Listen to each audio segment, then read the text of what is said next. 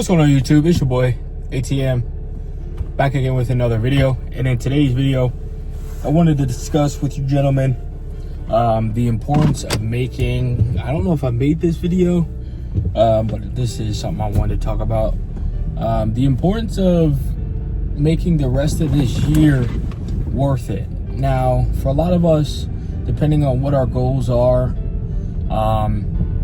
you know, things are going to be different than each and every person, which we, you know, all understand. But I wanted to make this point that this year should be about a couple different things: taking care of your health, having a relationship with God, making sure you're close with your family and friends and the, you know, the people around you, you know, children or whatever you may have, and either paying off debts or investing into your goals. So for me, the top three, or I'll say four, are relationship with God, spending time with family and friends, school, and making sure I am investing money into paying off some of my debts / investing money. So some of my debts that I have that I'm going to pay off is the car. I have like $2,000 left.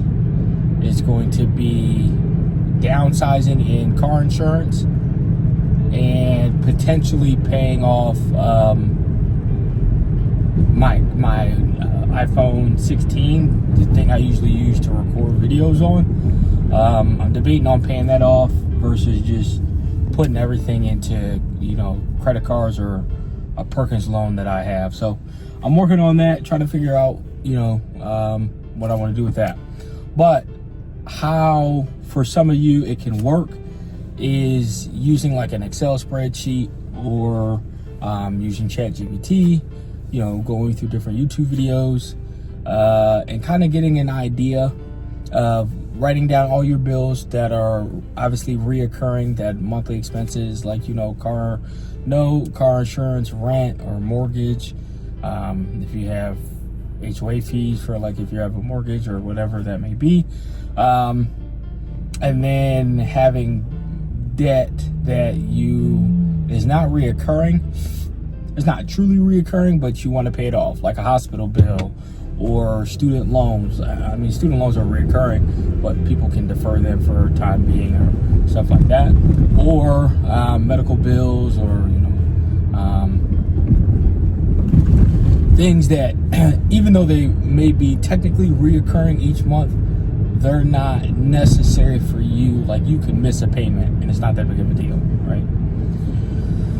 So by figuring out what your reoccurring bills are, and then what the bills that you want to pay that are not reoccurring or that can be paid off quickly, whether that be credit cards, whether that's hospital bills and all that, you want to separate all those and get everything together, put it on a spreadsheet or whatever you're going to use, right? And you're going to go through, which I think this is what, March 8th or 9th? I forget what today is. It's a Sunday when I'm recording this. But you're going to take that and put in each month how you have your bills split up. Do you have it where they're, you know, majority, like for me, I'll just use me as an example. I have a 15th check and the end of the month check. So the end of the month really is the 1st and the 15th, but I just say end of the month. So the end of the month check is rent, and the 15th check is everything else. I do it that way just because it's easier instead of trying to split up, you know, some money from the rent. I know just all the rent is coming out that one check, and then, you know, you kind of deal with it for those 2 weeks. So I'm coming up on my 15th check, so the rest of my stuff is going to kind of get paid, and, you know, you go through each month. Obviously you're going to have things that pop up, like for me, I have car issues, or if you have to get your hair cut, or like for ladies, if they see this, nails or hairs, things that you do for yourself, but it, like I was saying before, it's not a reoccurring thing, or it doesn't need to be, I shall say, in order for you to to survive or exist or thrive, or however you want to look at it. So once you kind of get that down packed and you know what your monthly expenses that are reoccurring are looking like, your goal is to then take that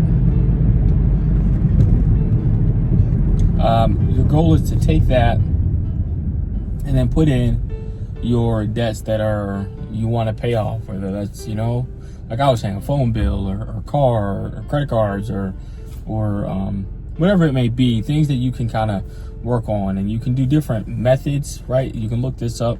I don't know all of them. The one I can think of is like the snowball effect, where you pay off the small stuff first that is just going to get paid off, and then you work on the bigger stuff, right? Over time. So you can do that method, or there's a couple of different methods you can look into.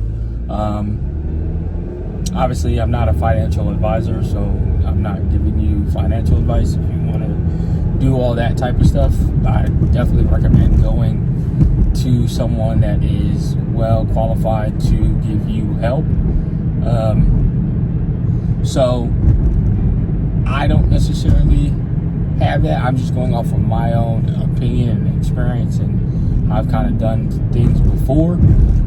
So I'm going to kind of put that financial advisor disclaimer in the beginning. But just to point that out. So after all your stuff is kind of written down, then you go through what your monthly gross income is, and then obviously you go through what your monthly net income. Obviously you'll have your gross, so let's say you have 70,000, but your net is, let's say, 52 or 53 for the year. So obviously it's broken down into how many checks you get, whether it's bi-weekly or weekly, or if you get monthly checks, whatever that may be. You split everything up and you go through what you're doing that way.